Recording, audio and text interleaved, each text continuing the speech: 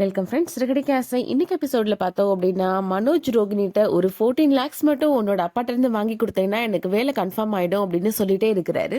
ரோகிணி அதெல்லாம் முடியாது அப்படின்னு மழுப்பிட்டே இருக்கிறாங்க. இதுக்கிடையில ரோகிணி வாங்கின கடனை செட்டில் பண்ணவே இல்லை, இவ சரியான ஒரு ஃப்ராடு அப்படின்னு பேங்க்ல இருந்து வந்தவங்க வேற அசிங்கப்படுத்திட்டு போயிடுறாங்க.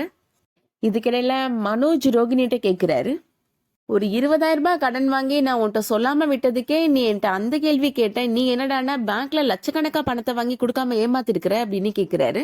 அப்ப கூட ரோகிணி ஏதோ பொய் சொல்லி சமாளிக்கிறாங்க. இது நான் எனக்காக வாங்கின பணம் கிடையாது, வித்யாவோட அம்மாவுக்கு மெடிக்கல் செலவுக்காக அவ வாங்கினது அப்படின்னு சொல்லி சமாளிக்கிறாங்க.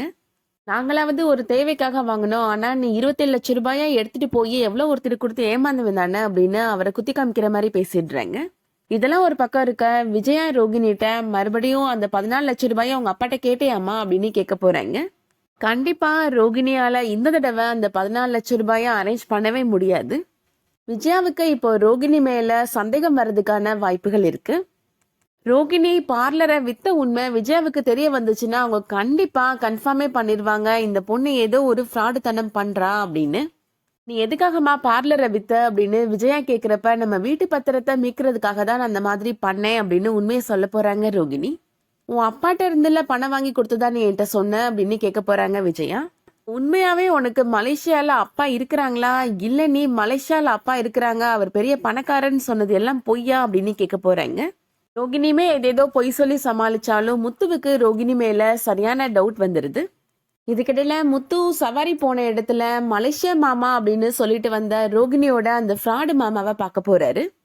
அவர் அங்க கறிக்கடையில நின்று கறியை வெட்டிட்டு இருக்கிறத பாக்குறாரு முத்து. முத்து நேராவே போய் அந்த ஆள்கிட்ட போய் விசாரிக்கிறாரு. நீ மலேசியால இருந்து வந்தவன்ல சொன்னாங்க, நீ என்ன கறிக்கடை வச்சிட்டு இருக்கிற அப்படின்னு கேட்க போறாரு. ஸ்டார்டிங்ல அந்த ஆளை எதுவுமே உண்மையை சொல்லாம மறைக்கிறாரு. இப்ப நீ உண்மையை சொல்ல போறியா இல்ல நான் போலீஸ் ஸ்டேஷன்ல போய் கம்ப்ளைண்ட் பண்ணட்டுமா அப்படின்னு கேட்க போறாரு முத்து. அதனால பயந்து போய் இப்போ ரோகிணியோட மாமாவா நடிக்க வந்தவர் எல்லா உண்மையும் உளர போறாரு. ரோகிணியோட ஃப்ரெண்டு வித்யான்னு ஒரு பொண்ணும் என்னை தேடி ஒரு நாள் வந்தாங்கப்பா அப்படின்னு சொல்றாரு. மணிரத்னம் எடுக்கிற படத்துல நடிக்கிறதுக்கு எனக்கு சான்ஸ் வாங்கி கொடுக்குறோன்னு சொன்னாங்கப்பா அப்படின்னு சொல்றாரு. அந்த படம் எடுக்கிறதுக்கு முன்னாடி ஆடிஷன் பண்ண போறாங்க, அந்த ஆடிஷன்ல நீங்க ரோகிணியோட மாமாவா நடிக்கணும் அப்படின்னு என்கிட்ட சொன்னாங்கப்பா அப்படின்னு சொல்றாரு. நானும் அதை உண்மை நம்பிதான்ப்பா நடிச்சேன், கடைசி அந்த பொண்ணுங்க என்ன ஏமாத்திட்டாங்கப்பா அப்படின்னு சொல்ல போறாரு.